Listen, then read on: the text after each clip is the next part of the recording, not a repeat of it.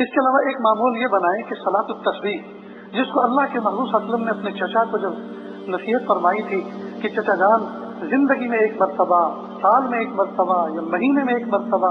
ہفتے میں ایک مرتبہ، یا روزانہ ایک مرتبہ اس کو ضرور پڑھ لیں، تو جب محبوب صلی اللہ علیہ وسلم اپنے چچا کو یہ فرما رہے ہیں تو امت کے لیے تو بدرجہ اولا اس میں سبق ملتا ہے کہ محبوب اپنے محبوب چچا کو جب کوئی نصیحت فرما رہے ہیں تو یہ امت کے لیے عمل کرنے والی چیز ہے، لہذا اس کا اہتمام کریں، صلاۃ التسبیح پڑھیں سکون کے ساتھ، اس لیے کہ ویسے بھی نو ڈسٹرب اس وقت پورے علاقے ہو رہے ہیں، کوئی نہ شور ہے، نہ ہنگامہ ہے، نہ ٹریفک ہے، نہ کوئی ہارن بج رہا ہے، تو سکون کے ساتھ رات کی تنہائی میں بھی ہم پڑھ سکتے ہیں اور دن کے اجالے میں بھی پڑھ سکتے ہیں، تو صلاۃ التسبیح پڑھنے کا معمول بنائیں۔ نیز نفلیں ساری کی ساری پیاری، لیکن تہجد کی نفل کے بارے میں یہ حکم ہے، یہ آتا ہے کتابوں میں کہ کوئی بھی ولی اللہ کا ولی اس وقت تک نہیں بنا جب تک کہ اس نے تہجد کی نماز نہیں پڑھی، تو تہجد کی نفل پڑھنے میں اللہ تعالیٰ کی ولایت کا انعام ملتا ہے، لہذا تہجد کا اہتمام کریں، چاہے تو کم از کم 2 رکعت ہی صحیح، لیکن پڑھیں ضرور۔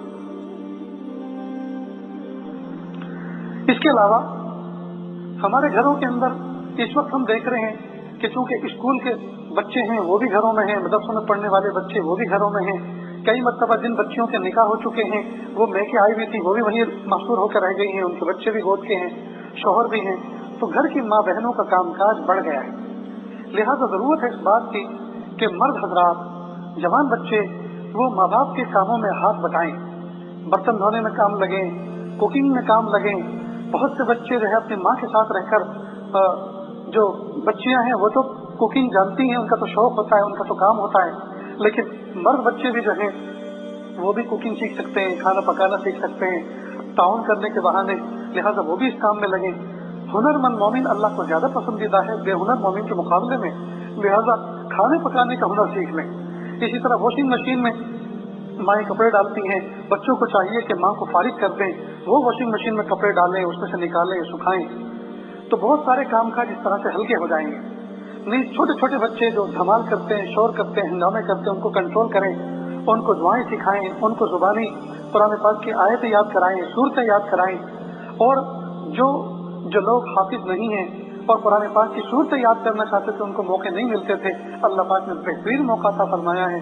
چند صورتیں یاد کی جا سکتی ہیں، چند پارے یاد کیے جا سکتے ہیں، جو یاد کی صورتیں بھول گئے ہیں ان کے دور کر سکتے ہیں، حفاظ کرام کے لیے بہت اچھا موقع ہے کہ وہ شاندار دور کر سکتے ہیں۔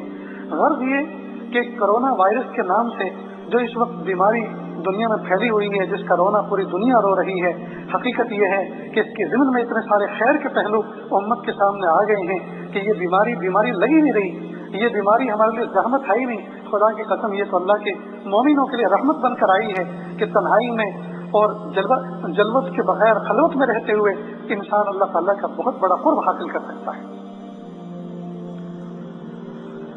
اس لیے بالکل نہ گھبرائیں، اللہ تعالیٰ کی ذات پر نظر رکھیں، اس بیماری کا تصور کر کے یہ سوچیں کہ اللہ کی کتنی بڑی قدرت کا مظاہرہ ہوا ہے۔